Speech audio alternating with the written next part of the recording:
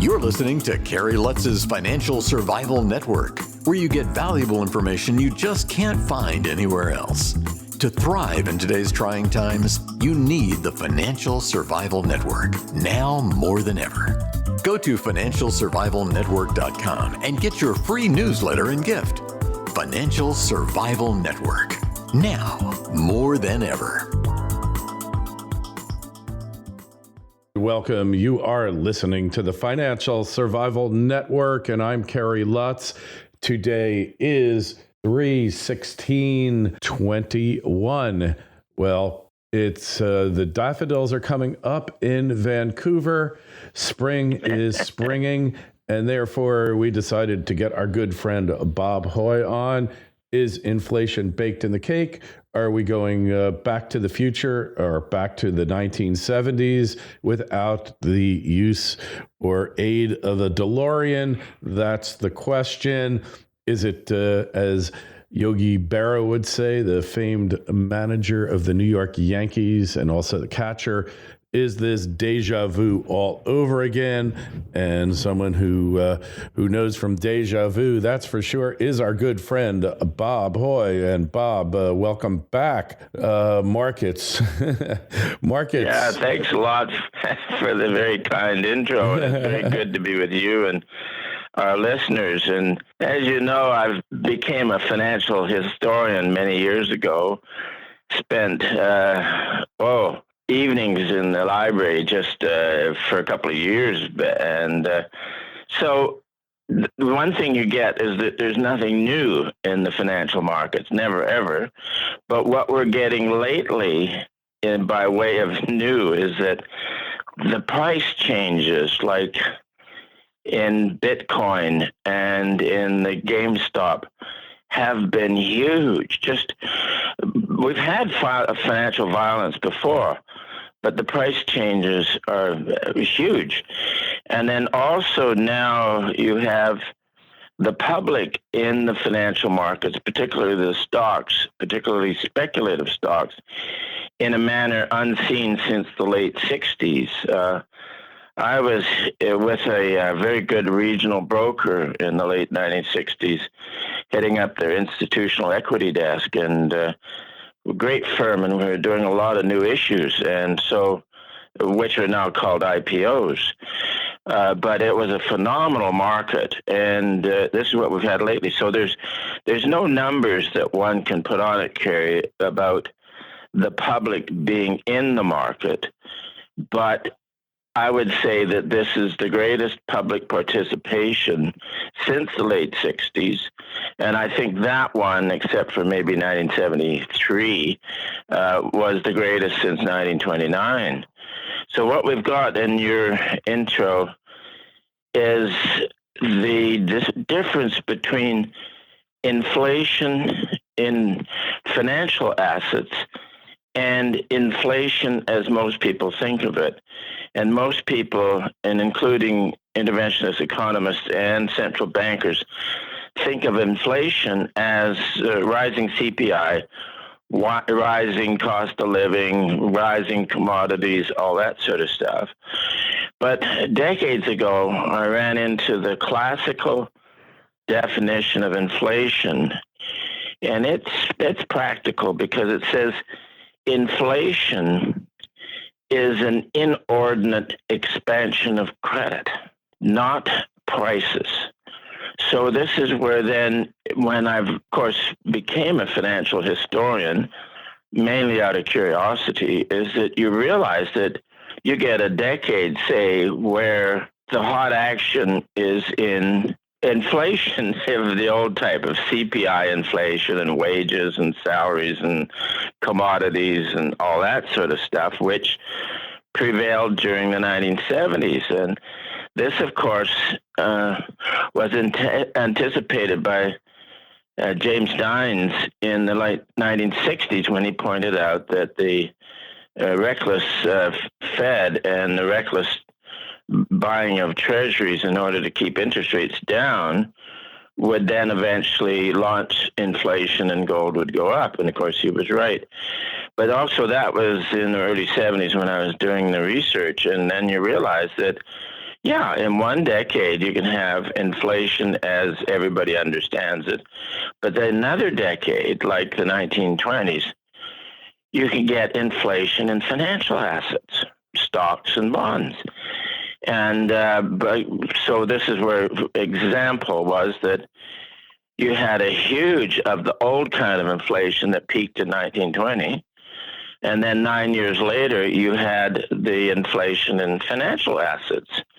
And then you had the crash, and then you had a long contraction. So my work original was that, hey, that was number 5. The first big financial asset bubble was in 1720, and it was preceded by a global peak in commodities in 1711. So you got this 9 years. So this counts out if you take the last commodity high, which wasn't that big, it was really big for gold and silver, 2011, and count out that it's now 9 years and 9 months since that peak. And in 1929, from the peak of commodities to the peak in stocks was 9 years, 4 months. So we used that this year would likely see the bubble go straight up and complete, which it seems to be doing. So now this is what's happened is that, of course, the Federal Reserve has been reckless because it's got hopeless theories. And then the street, with the change of government to radical socialists and radical at the Treasury and the Fed, the same old, that, of course, they're going to push the envelope and we're going to get a Weimar type of inflation. They call it runaway inflation. They used to call it galloping inflation. And been many articles. I gathered a bunch of headlines about it, that runaway inflation was coming back. But they haven't done enough research. You cannot have a Weimar type of inflation. That was in Germany in 1922 or 23 when they really had the printing presses and people were going around with wheelbarrows full of currency. Now, after the First World War ended in 1918, Germany had not been a strong financial center with a strong credit market, but they had, and then after the war, they had virtually no credit market. So then they could go straight to printing. And whereas in the United States now, you have the biggest credit market in the world, and in order to eventually get to printing press, you'd have to destroy the the bond markets, which isn't going to happen. So and then also even that Weimar inflation in 1922-23 was not sudden or accidental or arrived, as a deus ex machina. It was because the economists and bankers in Germany did turn on the printing presses. So it's just not going to happen in the senior economy with the senior currency. It's impossible. So then let's conjecture that maybe we could go back to the 1970s type of inflation. And here's where history comes in as a guide, that the pattern has been that you have a good decade of speculation in commodities, which 2008, 2011, and then that crashes. Crude oil fell from 147 down to exceptionally low prices. What was the low there? 27, and then back again and failed. So then the action turns to inflation, as I say, in financial assets. So, and for example, in German 10-year notes, they've gone to almost minus 1% negative nominal. Never happened before. So that is inflation in bond prices. Like, that's the equivalent of gold going to $30,000 for the gold bugs and the inflationists. So again, I'm going to go back to the pattern. Is a decade of gaming commodities hit, then a decade of gaming financial assets. And in each case, the end of the speculation in financial assets and the contraction that followed forced a long period of intense pressure on prices. You could call it a post-bubble contraction or a post-bubble deflation or a post-bubble depression. And whereby, and the other half of this, Kerry, is that the senior currency in each of the 5 previous post-bubble contractions became chronically firm against other currencies. And the reason I found to explain that is that during the boom in financial assets, there is a mania to buy bonds. Yeah.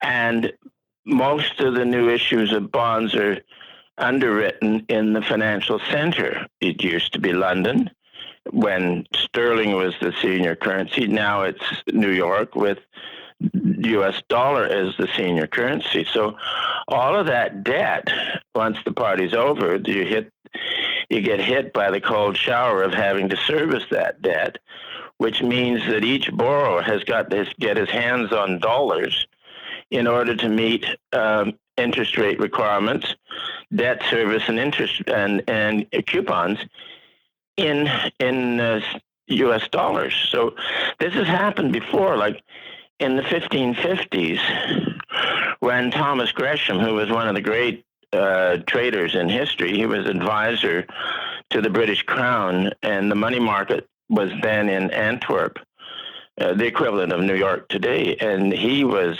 letters to the government, Elizabeth I, explained that you do not want to owe money from a soft currency into a hard currency, because at that time there were times when sterling was weak relative to the currency in Antwerp, the guilder. So anyways, there's hundreds of years of examples where it's really difficult to service debt from a soft currency to a hard currency. So this is in the literature, and I see it happening here now. For example, earlier in the year, the emerging market bonds, which is a junk bond of all junk bonds, really started to underperform the J&K or HYG. So I looked, and then, of course, March the 1st, there was a news story about 3 lesser countries in trouble. It was Turkey, Brazil, and South Africa, where their central banks had run out of the reserve, which meaning your U.S. dollars. So they were having to tighten up. So what I'm seeing is that when you have the central bank in lesser countries having a liquidity problem, that eventually hits the senior financial center. And this actually, evidence for this one goes back 2,000 years when the Roman writer Cicero pointed out that when there was a financial problem in the eastern provinces, meaning the other end of the Mediterranean, there was a financial disaster there, it would eventually hit the financial center in Rome. So this is then getting set up for a financial problem hitting New York. So what we're interested in now, Kerry, is that, yes, there's been a terrific commodity rally out of the crash and panic that ended in March last year. But whether you look at copper or base metals, lumber was absolutely fantastic, but got up to really overbought. So what we're getting recently is overbought and sequential sells on copper, the base metal index, and also on lumber. We had big technical assesses on that one. And then with just this week, well, yesterday we put out a piece showing the technical excesses in crude oil and in a number of the oil stocks. The oil patch has been very good. And also the mining stocks and Canadian mining stocks have done very well. So, So the big story is that this Now we're going to get the old-fashioned inflation that we all understand, and the dollar is going to go to zero, and commodities are going to go up forever. And if you're a silver bug, silver will outperform everything. If you're a gold bug, gold will outperform everything.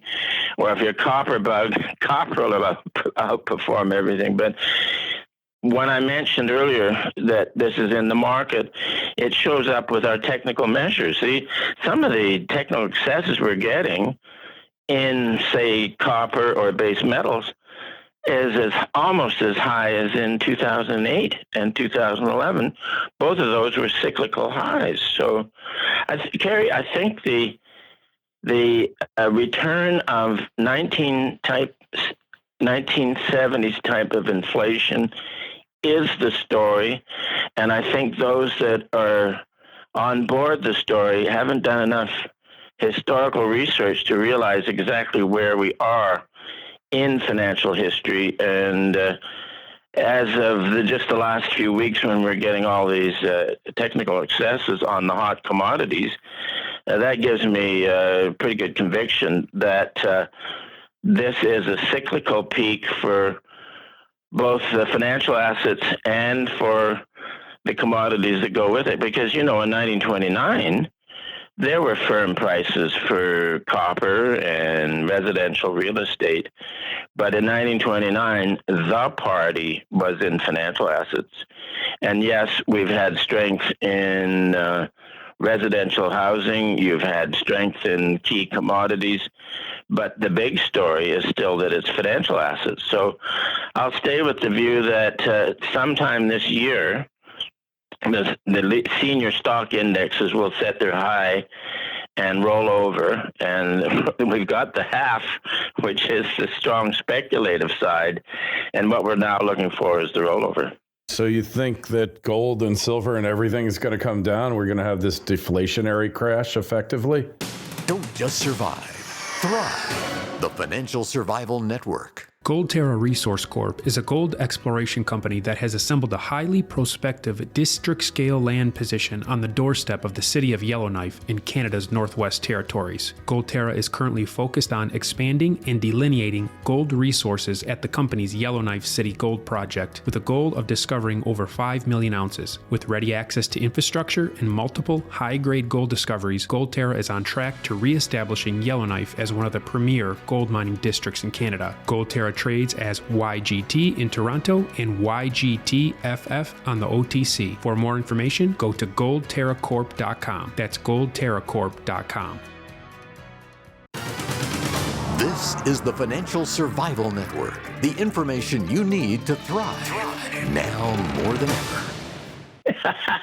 That is the intriguing part, because in every one of these great financial bubbles, the real price of gold has gone down. That's deflated by the CPI because, back decades ago, 100 years ago, when England was the senior currency and it was on a gold standard, there was no change in price, but the purchasing power of gold did change. So here's the pattern, is that with the financial mania, the gold's real price has gone down, and it has been declining since August. And I think it's getting ready for another rally in here, because what happens is, where in a bubble, let's say the price of copper gets in real terms very high as gold is very low. And in post-bubble deflations, the one sector that is predictable to become profitable is the gold sector, because in the post-bubble contractions, gold's real price has gone up.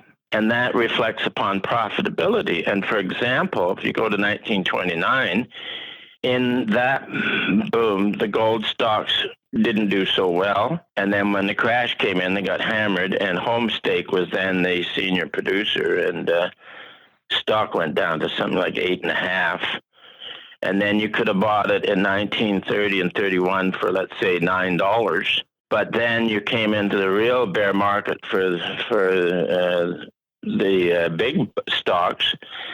And so you go to the end of 1932, when gold was still at $20.67 an ounce, and Homestake's earnings were up about 130%, and the stock was up 130%, when at the end of 1932, the New York Stock Exchange was a disaster. So why use 1932? Because, well, the reason is that in March 1933, Roosevelt started experimenting with the price of gold and eventually moved it up to 35. But as I said, in every post-bubble contraction, the real price of gold has gone up. So all he did was reinforce what was going on anyways. So eventually Homestake got up to something like $65. And in those days, gold companies, gold producers paid out everything by way of dividend. So in the mid-1930s, you not only had a gain from $9 to the 60s, but you were getting $4.50 a share dividend each year. So the gold mining business becomes very profitable in a post-bubble contraction. So this is where our research, and we were watching gold's real price, and it came down and, for whatever reason, set a clearly identified bottom in 2018, and we went long the GDXJ at 25, and then you have, as I said, the gold's real price rose until last August, and then of course in July the sector gold stocks had become highly speculative, and again we're recording technical excesses on our tools. So our advice then in July was that both traders and investors should take some money off the table because it was so good. And then, of course, the gold stocks have been declining since. So we're now looking for a bottom, and technically I'm sure we'll be able to get it as it arrives.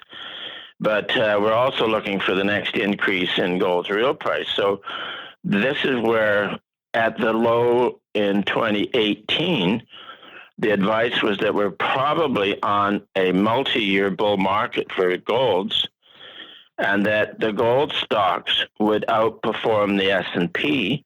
And from the low in 2018 to last summer's high, the GDXJ was up 2.2 times more than the S&P. So it really worked, Kerry. We had a terrific outperformance, and then expect that on the next rally. So what this is going to do for fund managers, they're going to, even though they may dislike gold stocks, but they're going to notice that on each rally, the outperformance. So then this opens up the sector to a whole lot of people who would not normally buy gold stocks. They're just going to have to be in on the best sectors. So this is where we're looking for, really a lengthy bull market for gold stocks, and some terrific speculations and some great discoveries, because there's the advancing real price, and as I say, it improves profitability of mine operations, but it also improves the valuation of reserves in the ground. So it makes exploration a great field. So we're looking forward to that.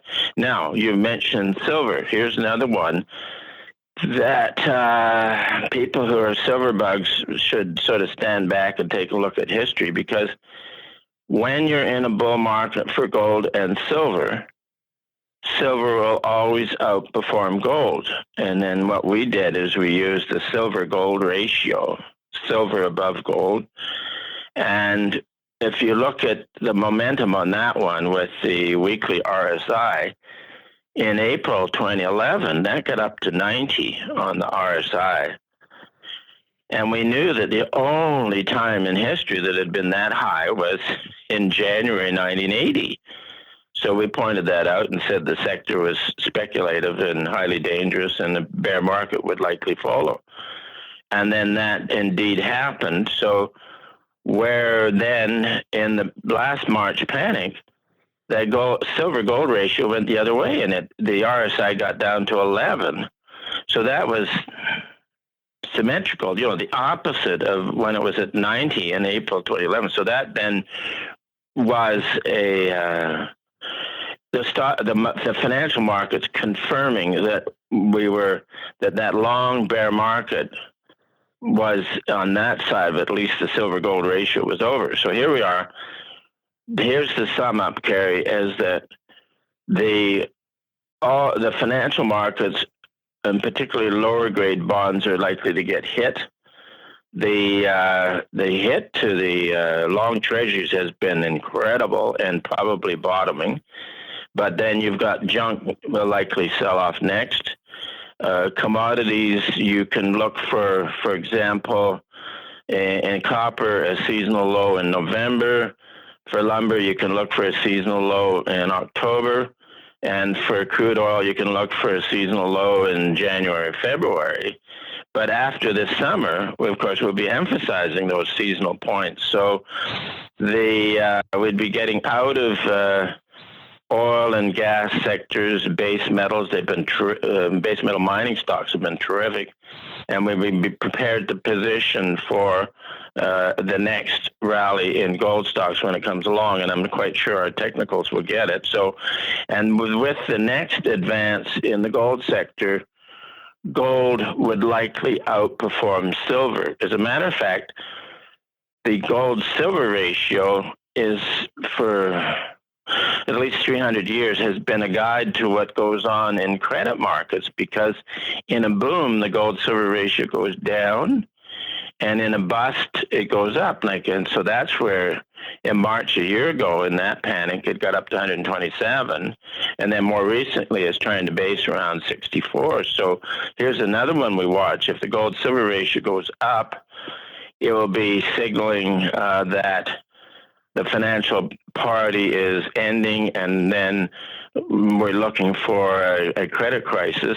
And then lastly, Kerry, we've got the action in the U.S. dollar, which it, as I said, the senior currency goes up relative to most commodities and most currencies in a post-bubble contraction. So when in December we were looking for a seasonal decline in the DX, it can decline into January, and the low was early January, and it was oversold. So once that was in, we thought, okay, maybe 2 months of building a base, which it has been doing, and then at previous important lows for the DX over the last 25 years, this is what you've had, this pattern of oversold hit, then a few months of building a base, and then when it goes up and through the 20-week exponential moving average, that ends the base building, and that happened last week. So the U.S. dollar's in a pattern that can lead to a rise, and then when I throw that together with the ancient history that the senior currency always goes up in a post-bubble contraction, this is important then to monitor this base in the U.S. dollar. It could take many weeks yet more to really get the base in, but so long as it trades above the 20-week EMA, this is constructive, which it is doing. So we're looking for a rally in the U.S. dollar, technically and historically. And of course, you know what this is going to do to overbought crude oil, overbought lumber, overbought base metals, overbought copper. So, hey, it's going to be interesting. So you think all the commodities have peaked and it's going down from here, huh? Sure. We've got technical excesses on them now from which they would likely roll over. And as I mentioned, you can have a seasonal high for copper in March. You can have another one in July. But then after that, you then look for a seasonal low in November. And then crude oil, it can be seasonally, it can be firm yet for a while, but it's maybe got ahead of itself recently, especially driven by the crazy new administration that wants to cancel wherever it can oil and gas production in the States. So that was helped get the rally going for, West Texas crude, that sort of thing. But maybe a lot of it is in the market. So let's give ourselves a few months for all of this to kind of roll over. And then in July, we want to then get in the frame of mind that, hey, we're going to be looking for seasonal lows for base metals, for lumber, and then also the late seasonal low would be January or February for crude oil. So, and this then we want to remember that historically, if you're going to have the discovery of a financial crisis, more than likely it'll be discovered in the fall. And all five of the great previous financial bubbles, starting with the first one, the South Sea bubble in 1720, that one made its high in June, speculative high. Yeah, go ahead. Yeah, each of the great, let's put it this way, crash at any time of the year if you have an excess. But the great crashes have all occurred in the fall of the year. Gosh, I've got that one dated back to 1347 in the city-states in northern Italy, when the main vehicle for investing in was a mortgage type of instrument. And then it became overdone, and then it went into a contraction. And the worst periods for the mortgage market in northern Italy in that terrible crash was in the fall. So wherever there's evidence, it indicates that if you're going to have a financial disaster, it'll more than likely happen in the fall. In the fall is it? But what about the latest trend? We've also got March. The Ides of March, it always seems to be a dangerous time as well, doesn't it? All I'm looking for in March is that a probable seasonal high for copper, and then it can have another one in July. So it's all integrated together, Kerry. And in my view, this phase of speculative highs here now in so many things seems on a seasonal pattern. And then the other thing is that this year was likely to see the ultimate climax for the whole bubble in financial assets anyways. And it looks like we're getting that as well, because when you look for a peak in something at a certain time, like this year, the forecast is two things. One, the up, and the speculative excess, which we're getting. So the other half of the forecast is when it rolls over. So then I'm just looking at the probabilities that more than likely this fall, you will be seeing a financial crisis. This fall, and there will be a number of items.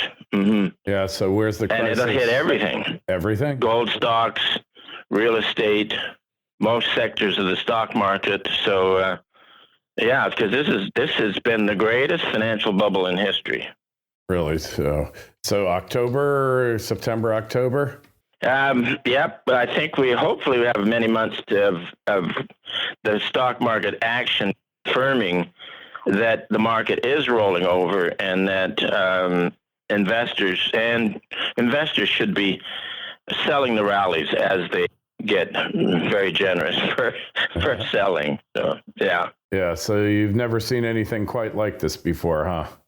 Well, it's all relative, Kerry, because for the participants in those great bubbles, 1929, 1873, 1825, or even back to 1720, for each of those sets of participants, it was the greatest thing in history. And obviously, of course, because you get more players and whatnot on each one. But this one, of course, is very easy to say this has been the greatest financial bubble in all of history. So, yeah. So is energy going to take another rise up before this crisis? No, I think we're there. As a matter of fact, we published a piece yesterday showing the overbought excesses in, I think it must have been a dozen oil stocks, and that the crude itself was becoming overbought. So, that was a timely one yesterday that we put out, because we can't say how timely it is until it's going to take many weeks or even a few months to determine if that really was a top.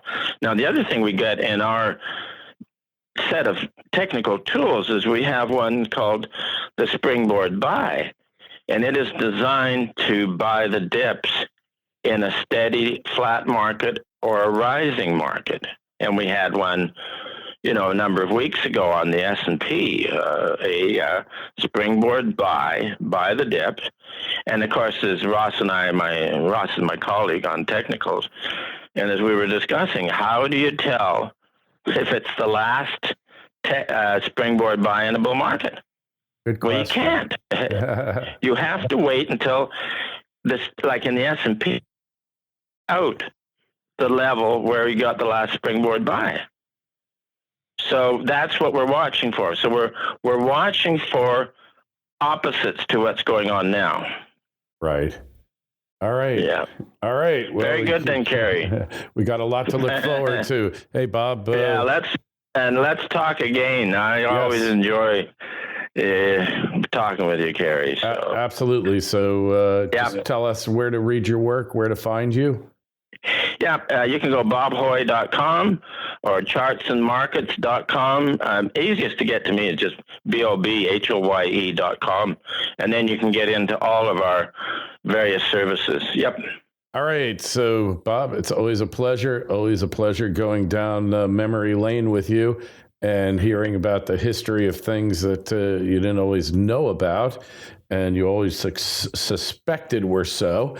And any questions for Bob, just send them off to us at kl@kerrylutz.com, and we will forward them off. And make sure you sign up for our newsletter, financialsurvivalnetwork.com. Bob, always a pleasure. We'll talk to you again when things start to hit the fan, okay? That's a deal, Kerry. Look forward to it. Okay, bye-bye. Thanks for listening to Kerry Lutz's Financial Survival Network, your solution to today's trying times. For the latest, go to financialsurvivalnetwork.com. Financial Survival Network, now more than ever.